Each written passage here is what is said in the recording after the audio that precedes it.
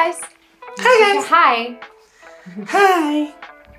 Hey guys, welcome back to Book Date. I'm Allie.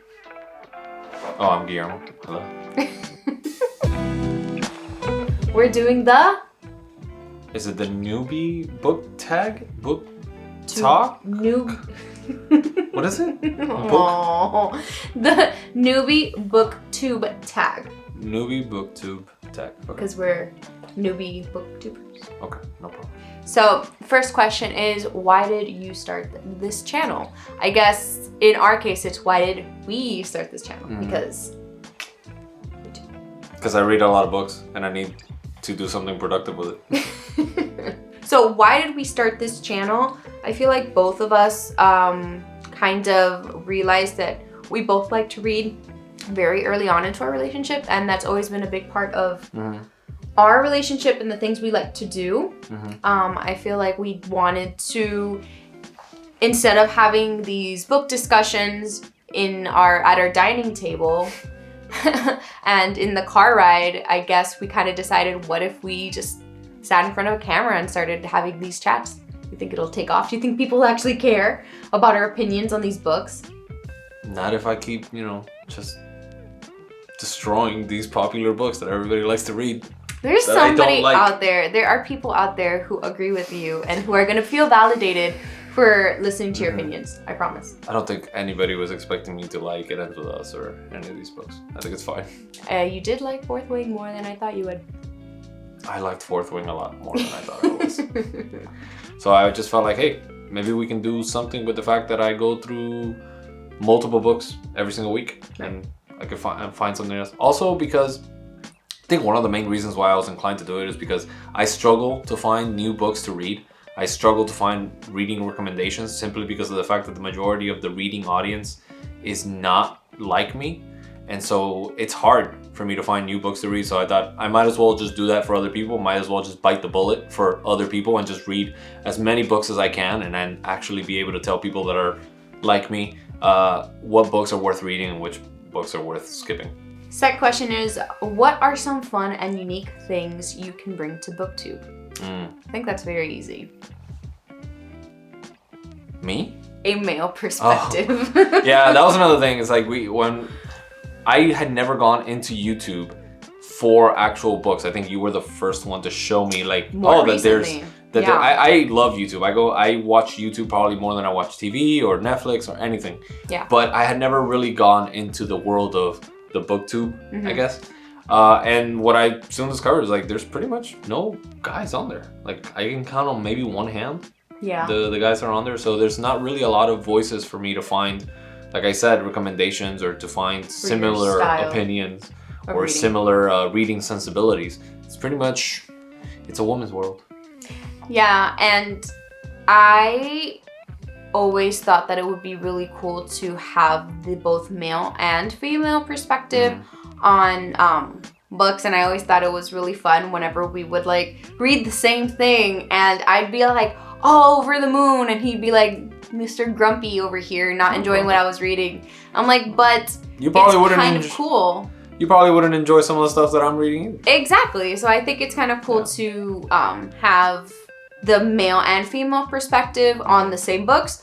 Also, with our setup, we could potentially reach bigger audiences, just because I'm able to reach audiences of the typical romance and drama books, and he can kind of reach the audiences who are really into the more espionage, fantasy, science fiction, which I love all that too, but I don't find myself choosing or picking those up or gravitating towards those books. We both have really, as a couple, gotten each other to branch out in our reading, bubbles, and I try to read things that he does so that I can have something in common with him and something to talk about. He does the same thing for me, although a lot of the times he reads things just to say, yeah, I read that, and make fun of me for things. But it's still sweet and fun. It's not just you. It's not just me. It's everybody else that's reading. It's not just one person in front of the camera talking at an audience about a book. Oh. It's more of a conversation that we have, and we kind of play off of each other. Exactly. What are you most excited for about this new channel? I'm excited to spend more time with you. We don't spend a crazy amount of time together already. Honestly, I think it's kind of something that I mentioned before already. It's the fact that I struggle to find reading recommendations. So honestly, if I could just kind of help people find the 4 to 8 books that they're gonna read in the whole year and be able to have people tell me, it's like, hey, thank you for that recommendation, like that book was amazing. That's really what I'm trying to do, because books are kind of like, they're a big time commitment. So it kind of sucks that you recommend a book to someone, they spent 15 hours, 20 hours reading it, and then they end up feeling like it was a waste of time. So honestly, I'm just trying to give people good recommendations, because honestly, it's hard. It's hard to find consistent, reliable recommendations of books that you don't feel like you wasted your time reading. Yeah, and I'm also excited to create a community and to be part of a community and see what everybody thinks of our opinions in the comments and see what people... Oh, I don't read comments. You know, you're not gonna read comments. I won't read comments. You can read the comments for us. But the biggest thing I'm excited for is just having this kind of content to look back on, just for us. Even if this channel goes nowhere, it's something that we did together in a project that we put effort into, and we'll always have those videos. And it's been a lot more fun than I thought it was gonna be. Honestly, like we sit here and we talk, and there's so much more that we actually don't put. Yeah, we edit on the video. Like, we sit here. We for end up hours. ranting, just going off on rants and having like full discussions that we then have to cut out because they have nothing to do with the topic that we were doing in the first place. Why do you love reading? I think the reason why I like reading is because the content and the information that you get from books gets to be a lot more specific, a lot more niche, and you actually get to have stories and ideas that you kind of can't find anywhere else. Like for example, with movies, to make any movie nowadays, it takes like $50 million.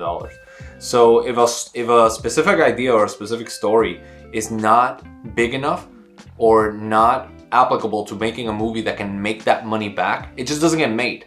But books, it's just a person and a computer and some paper. So you get to experience and absorb information and ideas and stories that you kind of can't get anywhere else, because the barrier of entry is just as low as it could be for any other kind of medium. And so you get stories like The Three Body Problem or Ender's Game, or you get science fiction that you know will never be made into a movie, not just because it's too fantastical, but because there's not a big enough audience to support a film of that scale. But in books, you still get to get all those stories, all those ideas. I love the act of reading. I just think it's such a nice way to spend time. I think it's very relaxing. I think it's very cozy. And apart from the fact that I absolutely love stories, I love characters, I love, diving into a new world and trying to figure out and piece together what the stories are gonna hold. I've also been somebody who I've loved reading my whole life, and I've wanted to be a writer, and then I started a career in writing, and that's kind of the world that I'm in, and I can appreciate really good writing, and when I find an author that I really love, it's so wonderful to explore different writing styles and really fall in love with words, which has been my number 1 passion my whole life. What book or series got you into reading? Okay, so this is my Twilight, or my, my Divergent. Like how girls all have that initial series that now you look back on and you're like, oh, that was adorable. That was cute. It was actually it was Warcraft and Halo, because I used to play a lot of video games. And so the first books that I ever started reading on were books that were based on the worlds of the video games that I like to play. So it was Warcraft, Halo. I read a lot of those books. I think I ended up reading like 14 of those Warcraft books. So those were the first ones that got me into reading. And then I branched out into more of the classics of sci-fi, and those were kind of the ones that solidified the fact that I just liked reading in general, because now I wasn't just reading books about video games. So it was stuff like Foundation, Ender's Game, Dune came in a little bit later. But those were the books that were like, oh, okay, so now it's not just the video games now. Now you just like reading in general, and then from then on, I just kept finding other books that I liked reading. That's really cool. Yeah. It would be easy to say Harry Potter, but not really. I mean, see, that one's not as embarrassing. That one's good. Oh yeah, no. But Yeah. the thing I is, thought you were gonna say Twilight or something. no, you crazy? I was born with a book in my hand. I'm not even joking. And Harry Potter, I started reading Harry Potter, I was maybe 5 or 6. And those books were still relatively new. Harry Potter came out 1997. I was 3 years old. So there was like maybe 3 of those books out. And I was like 5, 6, and I loved reading already. Even if I couldn't really read, I still had picture books. I'd pretend. I loved it. And Harry Potter at 5 years old, you can't read that yet. My dad would read Harry Potter to me before we went to sleep. And he would do all the little voices. He would try to be Trelawney, and he would try to be Dumbledore, and then he would try to be Hagrid.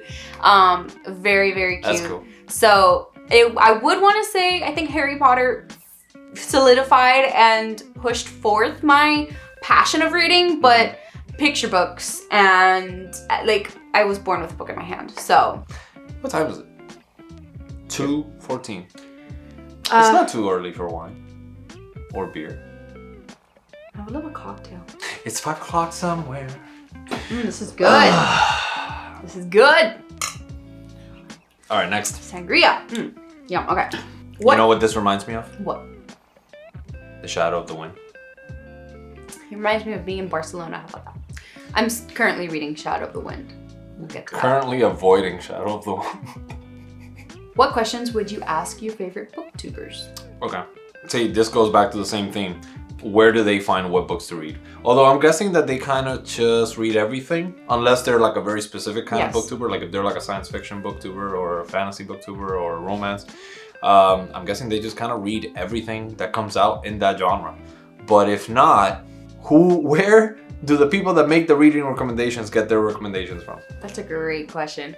I do see a lot of booktubers doing they go to bookstores and libraries and stuff every day, and they're looking and they're sorting and they're looking and they're finding things, and then eventually, all it takes is one person to recommend a book, then everybody reads it, and then everyone brings it up on Goodreads, and I would probably ask how long it took them to get really comfortable creating videos, how they fit it into their day-to-day life right at the beginning, startup tips on the back end, but yeah, honestly, if I were to sit down with a booktuber, I just want to talk about books.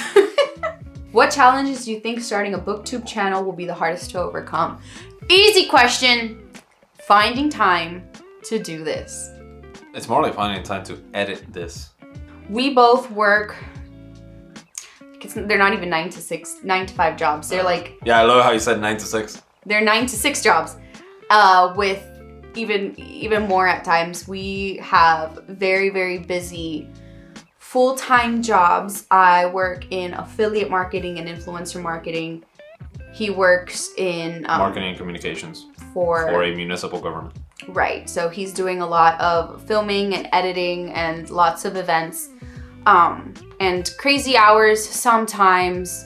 And it's just. On top of that, we both have really big families that demand and require a lot of time and attention, and then having time for friends and social lives, and then you and me time. Well, that's actually what makes this kind of nice, is because this kind of is our you and me time. It kind of forces us to at least once every 2 weeks to just sit down and just have you and me time for an hour or two. Trying to read. Oh, I feel like that. Oh yeah. Well, trying to find time to read, adding time. I'm always reading. I mean, yes, but I need to sit down because he listens to the books, so he's able to do that on his commute. So that's a chunk of time in the day that's set. It's a superior method. I mean, what do you want me to do about it? But then we're not even talking about wait a second.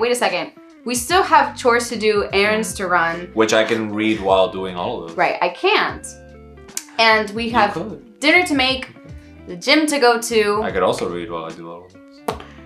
Being a regular human being, and then on top of all that, we are planning a wedding, and we are 3 months away from our wedding date. And we decide, hey, let's throw another project on top of us, and let's start a YouTube channel. So. Well, you're planning a wedding. I'm doing a YouTube channel. No. You are also, well, you need me here. I am the guest of honor at this wedding. You are but the I am guest of just honor. not really. I'm just not really planning it. You are the guest of honor. Your wedding's gonna be amazing. My wedding is gonna be so amazing. When did you start reading? Middle school. Middle school. Yeah, that's when I started playing Halo and Warcraft.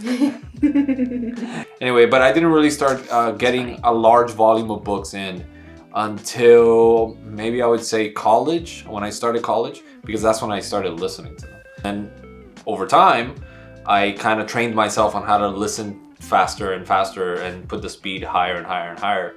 And so now I just listen to books at like 250% speed. And that's how I get through so many books. It literally just sounds like like something on fast forward, and I'm just like, Yeah, I just started slowly over time, just increasing it by like 10, and 20%. he comprehends and like, what's the word I'm looking for? Retains every single detail. I don't even know. I'll read the book, and 2 pages after, I already forgot what it was said 2 pages ago, and he's listening to it so fast, but he understands and he took every single detail down. I don't understand. Yeah, I mean, I wouldn't do it if I wasn't able to actually understand. I started reading, like I said, out of the womb, I had a book in my hand. There's a picture that we put here, right here. Do we have to? Yes. Okay. But as you can see, I am like a year and a half old. I had just started walking. My mom freaked out because she turned around and I was gone, and then she ran around the house looking for me and found me in the rocking chair in my nursery with a book where I wanted to be. I wanted to be in a cozy chair, reading a book. It is a mood. It is a vibe. It's a vibe. It's a vibe. It's a vibe. Definitely a vibe. Where do you read? Everywhere. All the time. Every place. No matter what.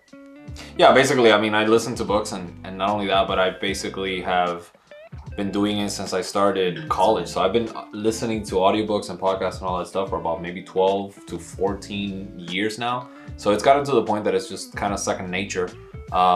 So everywhere, on my commute, while I'm cleaning, while I'm at the gym, I could always be listening, to a point that honestly I just get tired, and sometimes I just want to be in silence. Yeah. And so it gets to a point that I just tear through 3 books in less than, a week, and then I just want to be in silence for a little while. So. And then you come home to me. Right. And you're like, people. He comes home. I work from home. And yeah, I talk to my clients, I talk to coworkers on Zoom calls throughout the day, but it's mainly just silent over here. So it's like, he gets home, I'm like, yeah, hi, people. Yeah, so all the time I read everywhere. You read in a little corner. I read in a little corner on the couch with my little book light, a ton of pillows, and ambiance screen landscapes on our huge TV, we have an 86-inch TV. That gets used for mainly just ambiance backdrops.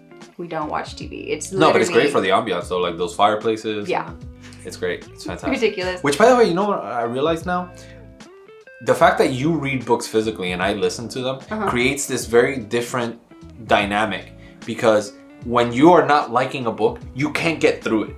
I can't. Like, you can't, because you actually have to sit there and listen to it, so you always want to be doing something else. Yes. I'm always doing something else while I'm reading, and if I'm just not liking a book, all I have to do is just keep doing what I'm doing and just wait until it's over.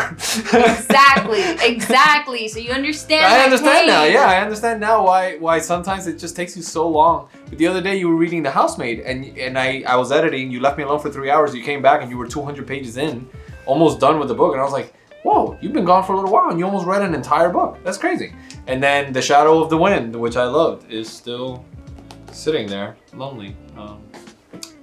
You were saying that you were using Schitt's Creek to get away from reading The Shadow of the Wind. Well, now you're done with Schitt's Creek. And then you started The Housemaid, which I just realized.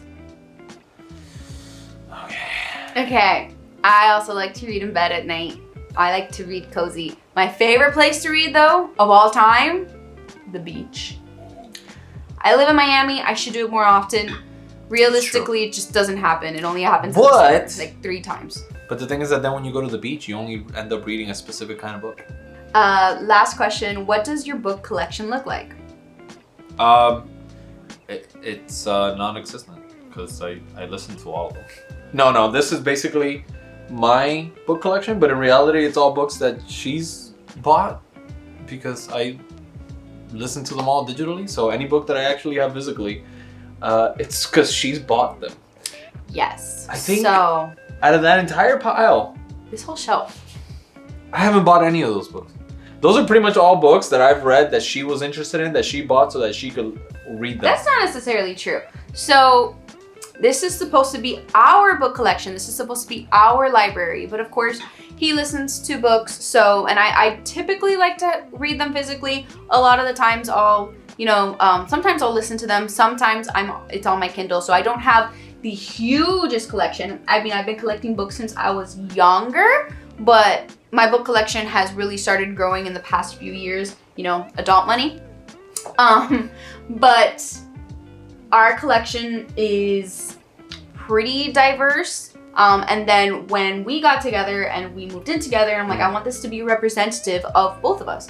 So a lot of his favorite books I've purchased, and a lot of them are used books.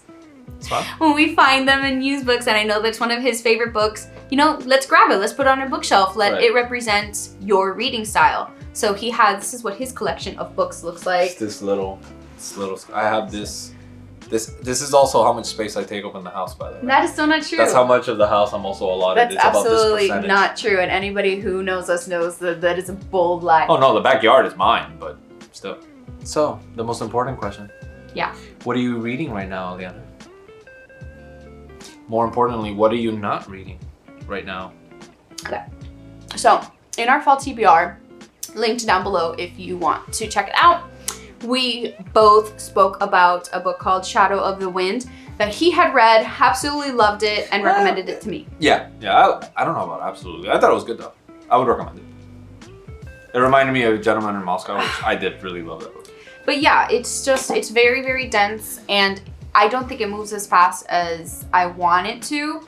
There's a lot of different plot lines that don't seem to connect to each other yet, and I haven't found out yet why I care about this main character or what he's trying to do. You never will. There's a mystery he's trying to solve, and I keep asking myself, why does he care about this? Why does anybody care about this? Yeah. And then everybody gets involved, and I'm like, I don't understand the motive. Yeah. Which when I can't understand the motive and I can't get behind it, it's very hard for me to be excited to find out what's gonna happen next. The main character is very vanilla. He's kind of a wet blanket. Everybody else around him is a lot more colorful than he is, which is kind of unfortunate. But yeah, I've started reading it. I am 233 pages in, and since I've started it, you can always tell when I'm not enjoying a book if I'm binging a series, because that means that instead of reading the book I'm currently reading, I'm choosing to binge watch a series. And in the time since I've started this one, I have binged all of Schitt's Creek.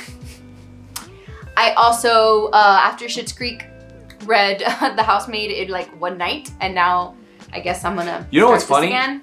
I might actually re-listen to this book. Honestly, it felt to me like one of those ambiances that we put on the TV, so I would listen to it and it just literally felt Maybe like that's I was what it like is. in a mood, in a place, and I would just sit there and listen to the book, and it was really, really nice, and I really liked it. And I remember that when I was listening to it, I was riding my bike and it was kind of rainy and a little bit dark. Oh, it was great. It was perfect. It's funny because he says that he doesn't like when books get too flowery and too descriptive. Yeah. Meanwhile, even the newspapers noted this by one- the haughty look of the strapping woman who gaze at the Barcelona public as a queen of the jungle might, as the queen of the jungle might gaze as a collection of pygmies.